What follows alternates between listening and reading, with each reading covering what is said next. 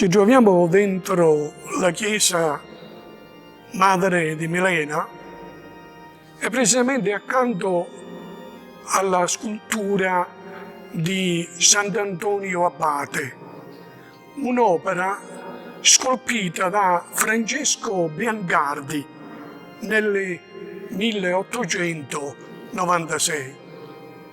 L'antica tradizione, la seconda domenica di agosto, un tempo la terza, a Milene viene festeggiato come comunemente viene chiamato il terrore dei demoni. Sant'Antonio Abate nella Chiesa cattolica è ritenuto il padre del monachesimo dell'Occidente, vissuto intorno al 250 d.C. È famoso grazie anche ad uno scritto di Sant'Atanasio che ha conosciuto personalmente Antonio. Addirittura questo scritto viene citato da Sant'Agostino nelle sue famose confessioni. Un giorno, un certo pontigiano africano e quindi nostro compatriota, che era un personaggio importante a palazzo, venne a casa nostra. Per caso vide su di un tavolo un libro, lo aprì e trovò con sua sorpresa che si trattava degli scritti dell'Apostolo Paolo. Avendogli detto che mi interessavo moltissimo di quegli scritti, ebbe inizio tutto un discorso sull'argomento ed egli prese a raccontare di Antonio, monaco egiziano famoso fra i suoi servi. Per noi il suo nome era ignoto e quando egli se ne accorse si stupì della nostra ignoranza e si dilungò a parlare per far conoscere un uomo simile a chi lo ignorava. Noi eravamo ammirati nel sentire le sue meraviglie validamente testimoniate da fatti tanto recenti quasi dai nostri giorni. Tutti dunque ci meravigliavamo, noi perché i fatti erano così grandiosi, egli perché noi non li avevamo mai sentiti prima.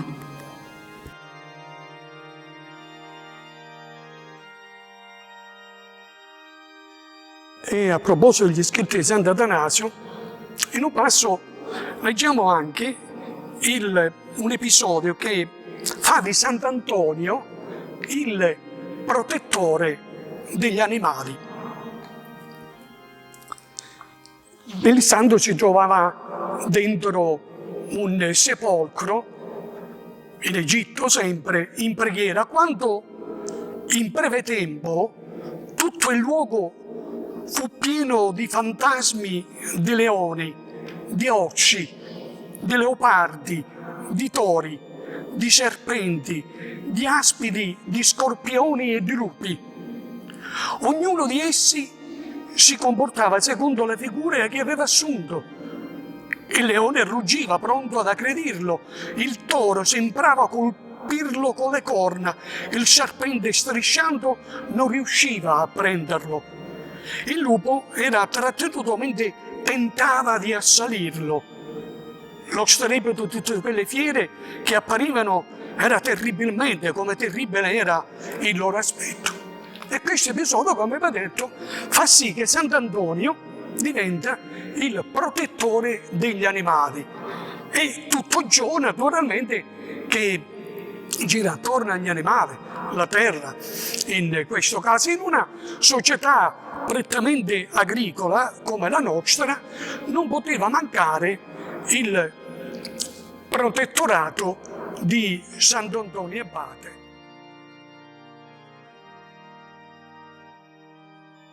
Sant'Antonio, come dire, entra a far parte della nostra cultura contadina.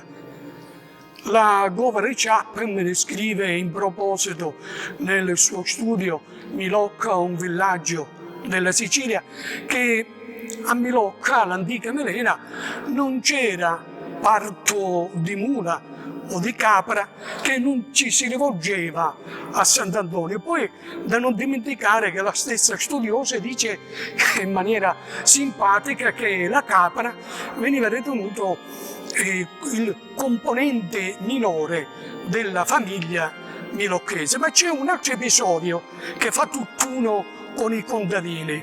Mi riferisco addirittura durante la Grande Guerra, quando è risaputo che gli attori principali che hanno combattuto questa guerra che sono stati i fanti contadini.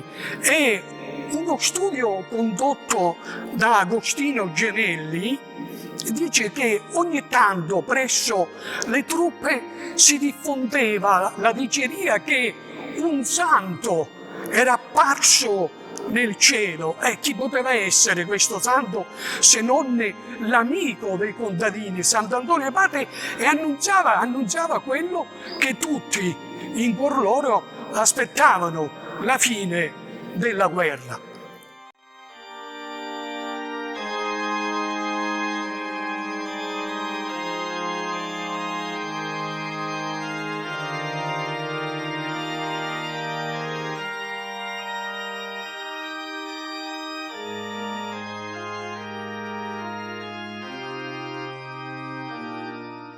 Un altro simpatico episodio ce lo racconta il demopsicologo Serafino Amabile Guastella a proposito di un certo Don Gola che si trovava a casa della fidanzata, in cui gli fu chiesto se fosse devoto di Sant'Antonio o di San Bartolomeo. Scrive il Guastella: ed io ebbe la maledetta stupidezza di rispondere: sono per Sant'Antonio, perché il Dio del cielo non trovo un cibo che sia più gustoso del porco. Non l'avessi mai detto. La fidanzata divenne bianca come un lenzuolo, poi rossa come una fiamma, e ricompostasi alquanto mi disse: sentite, nella mia famiglia siamo tutti per San Bartolomeo e io più di tutti, e sputiamo in faccia i seguaci del porcaio, perciò fuori di qui e cercati un'altra sposa. Ora, dopo questo simpatico episodio, voglio leggere quello che scrivevo alcuni anni fa a proposito del centenario della scultura. Per quanto riguarda Milena, o meglio Milocca, la devozione al santo riveste non solo aspetti religiosi, ma, come abbiamo detto, anche culturali. Infatti, nonostante il patrono del paese, o meglio della comunità, fosse San Giuseppe, è a lui che il popolo almeno verbalmente dedica la nuova chiesa, costruita nel piano di Margagliano, appena 15 anni dopo, quindi siamo nel 1896, si pensa di arricchire il sacro edificio con una pregevole scultura, approfittando del fatto che l'allora parroco Don Giuseppe Alessi da Mussomeli conosceva, come abbiamo detto, il famoso scultore Francesco Biancardi, residente appunto in Mussomeli, per realizzare un simulacro di San Giuseppe, come ci si aspetterebbe, ma niente affatto. Si forma un comitato sotto la reggenza di Luigi Genuardi per fare scolpire un Sant'Antonio Abate, protettore degli animali e delle messi. Quindi, per deduzione logica, in una comunità prettamente agricola, dove la terra e gli animali sono tutti, ci si preoccupa di accattivarsi la simpatia, o meglio il patronato di un santo. E chi meglio di Sant'Antonio può proteggere i campi e gli animali? La signora Teresa Magro, nipote acquisita del Genuardi per parte anch'egli del marito, asserisce che suo nonno si prodigò per portare a termine l'iniziativa da lui presa, coinvolgendo per esempio il famoso Giuseppe Cannella e altre persone che però la Magro non ricorda, ma provenienti da roba patene. Ecco, la signora Magro ci ha spiegato che l'iniziativa è presa a livello, diciamo così, popolare, in particolar modo dagli abitanti del roba patene.